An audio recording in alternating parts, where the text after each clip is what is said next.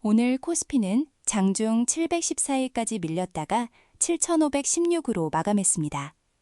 수치만 보면 반등처럼 보이지만 외국인은 이날도 3조 6,500억 원을 순매도했고 8거래일 누적 순매도는 35조 7천억 원에 달합니다. 그렇다면 코스피가 올라간 이유는 무엇인지 먼저 따져야 합니다. 반등의 표면 원인은 삼성전자입니다. 오전 법원이 파업 가처분을 인용하자 삼성전자가 3.88% 급등했고 이 단일 종목이 지수 방향을 뒤집었습니다. 그런데 외국인이 35조를 팔아야 했던 배경, 즉 매도의 원인은 삼성전자 파업이 아닙니다. 핵심은 미국 30년물 국채금리입니다. 이 금리가 이날 5.16%까지 치솟으며 2007년 이후 19년 만에 최고치를 기록했습니다. 트럼프 대통령이 17일 이란에 남은 시간이 많지 않다고 발언하자 브렌트유는 배럴당 110달러를 넘어섰고 호르무즈 해협 봉쇄 우려가 인플레이션 재점화 공포로 번졌습니다. 미국 지난달 CPI는 전년 대비 3.8%로 2023년 5월 이후 최고치였고 시장은 여기에 유가 추가 충격을 얹었습니다. CME 패드워치에 따르면 연준의 6월 금리 인하 확률은 0.4%까지 떨어졌습니다. 사실상 올해 인하는 없다는 신호입니다. 금리 인하 기대가 사라지면 글로벌 자금은 달러 표시 무위험 자산으로 이동합니다. 외국인이 코스피에서 35조를 빼서 어디로 갔는지는 달러 인덱스 99선 회복이 답해줍니다. 원달러 환율은 장중 1,506.9원까지 올랐다가 1,500.3원에 마감했는데 외국인의 원화 매도와 달러 매수가 직접적으로 환율을 끌어올렸습니다. 야데니 리서치는 연준이 6월 FOMC에서 완화 기조에 폐기하지 않으면 채권 시장에 대한 통제력을 잃는다고 경고했고 건들락 더블라인 CEO는 2년물 금리가 기준금리보다 50bp 높은 상황에서 금리 인하는 불가능하다고 못 박았습니다. 이 발언이 주목받는 이유는 틀렸기 때문이 아니라 맞다면 코스피의 외국인 매도가 차익 실현이 아니라 구조적 디레이팅임을 시사하기 때문입니다. 그런데 외국인이 35조를 매도하는 날 코스피가 반등했다는 사실은 금리 충격이 코스피의 유일한 변수가 아님을 보여줍니다.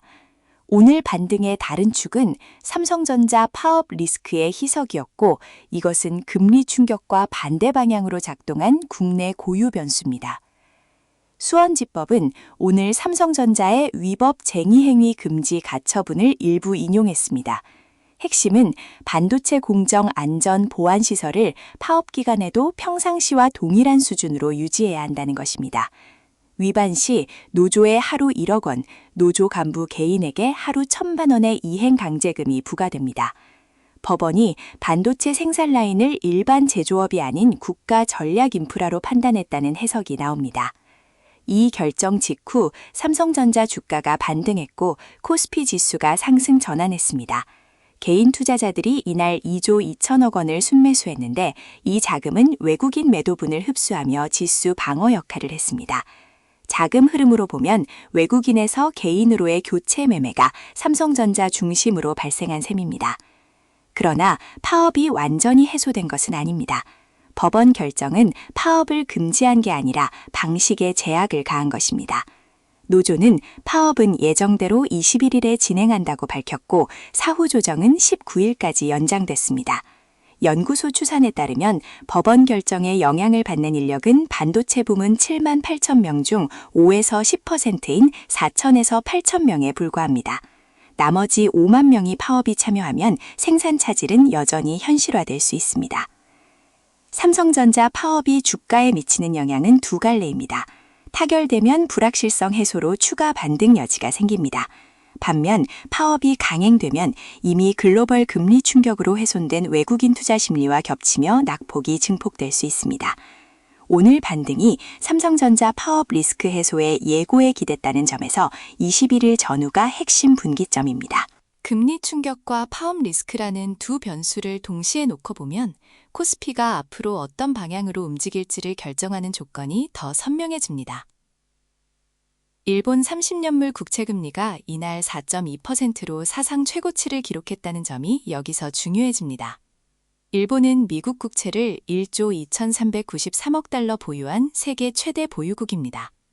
일본 국내 금리가 오르면 일본 기관 자금이 미국 국채에서 이탈해 자국 타권으로 돌아올 요인이 생깁니다. 이 자금 이탈이 미국 국채 금리를 추가로 밀어올리는 구조인데 미국 10년물이 5%에 근접하면 성장주 할인율이 한 단계 더 오르고 한국 반도체주가 받는 밸류에이션 압박도 연동됩니다. 반면 회복 경로도 존재합니다. 트럼프 행정부의 대이란 협상이 재개되고 유가가 배럴당 $100 아래로 내려앉으면 인플레 재점화 공포가 걷히고 연준 금리 인하 기대가 복원됩니다. 이 경우 외국인 매도의 동력이 약해지고 환율이 1,480원대로 하락하면서 외국인 자금 재유입 가능성이 열립니다. 현재 기울기는 아직 하방 리스크 쪽입니다. 삼성전자 파업이 강행될 경우 외국인 매도와 파업 생산 차질이 동시에 작용하는 최악의 시나리오가 현실화됩니다. 이때 코스피 7,000선이 지지도로 작동할 수 있는지가 관건입니다. 확인해야 할 숫자는 두 가지입니다.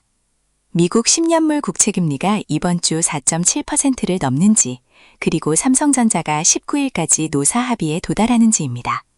금리가 4.7%를 넘으면 외국인 매도가 가속할 조건이 형성되고 파업이 강행되면 삼성전자의 단기 반등이 되돌려질 수 있습니다. 반대로 금리가 4.5% 이하로 안정되고 파업이 철회되면 코스피는 다시 8,000선 재하락 시도를 재개할 여건이 됩니다.